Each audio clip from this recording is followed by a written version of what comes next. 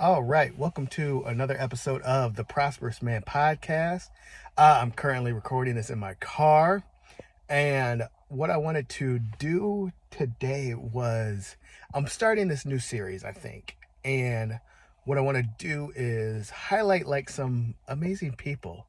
I think we have there's a lot of negativity, a lot of just things that can bring you down, make you feel depressed and anxious. And if you watch the news enough, you spend enough time on social media, there just seems to be a lot of negative going around. So it's a lot of kind of bad mouthing each other, speaking ill on other people. So what I want for this series is to kind of be more of an encouragement. So my heart is to start with like encouraging stories of dads and moms, and encouraging stories about spouses and like what they do for you, how they can help, how they made you feel special that day. Stories about amazing kids and parents, uncles. Like, I want to bring kind of more amazing stories, or just stories that make you feel good. You know, stories that kind of put a smile on your face. So that's where what I want to start with today.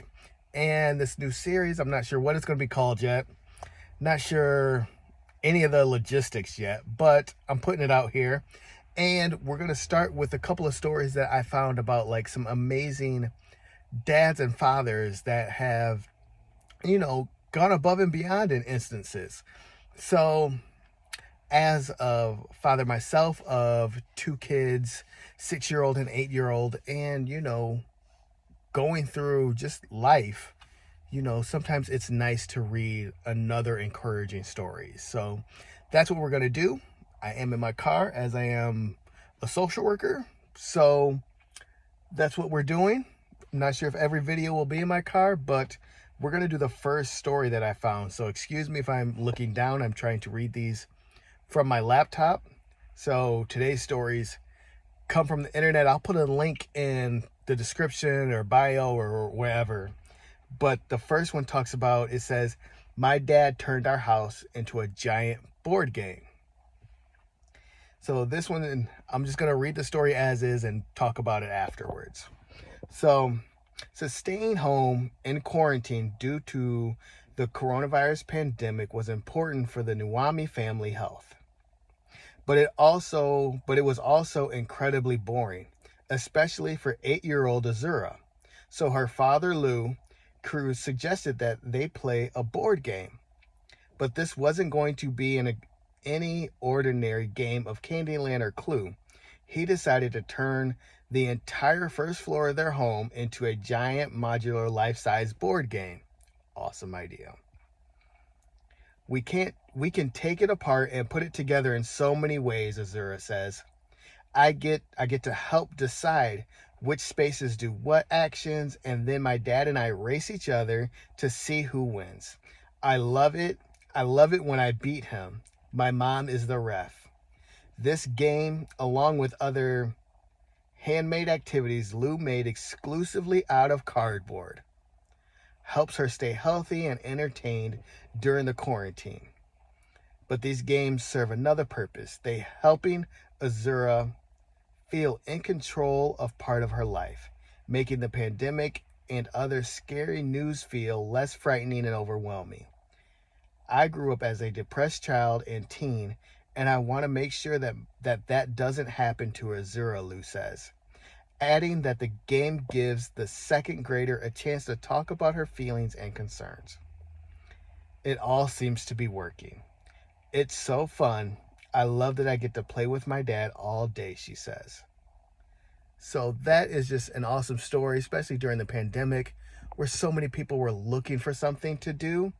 I think what I like about the story is that he took something kind of very common, just cardboard pieces, cut them out, make them into different things, add some additional cards or whatever, however he put the game together. But it was a way for them, when we were all, during that time, everybody was having to be forced to be in the house together. I love that he took the time to try and create something kind of almost out of nothing, trying to find any kind of cardboard, make the pieces for the board game and use the entire first floor. However big it is, use the space that you have. So I think that is amazing. I love that story. I love that they get to do it together and that mom refs. And, you know, they can rotate in and out however they want to do it. But it's a nice story. It's a good story. Way to go. Way to go, Lou.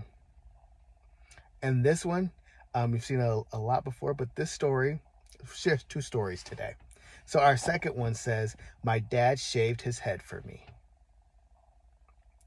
A little over a year ago, Will Checketts, then 7 years old, was playing with his younger brother when he hit his head. His dad, Nate Checketts, took him to the hospital to get checked out just to be safe. But a CT scan found what appeared to be just a goose egg was in fact a serious head injury. A serious head injury, Will had suffered a skull fracture and his brain was bleeding. The doctor said the boy had mere hours to live unless he got emergency brain surgery. Will understood that the surgery was necessary, but he was understandably terrified and was especially concerned about having to get his head shaved. Nate assured his son that it would be okay, and to prove it, he shaved his head too. Seeing my dad's bald head made me laugh and also feel a lot better about my head, says Will, who is now 8 years old and fully recovered. Now my dad's teaching me how to skateboard now, and it's so fun. He is my hero. That's an awesome story. I love seeing those stories. Seeing the stories and seeing the videos online of, you know, barbers that shave their heads for patients or people that are going through cancer treatments or chemo treatments, or, you know, where somebody has to shave their head. You'll see the friend, a barber, a parent, somebody else that will join them in that. And I think just showing that support is awesome. So those are our stories today. I hope it brought a smile to your face.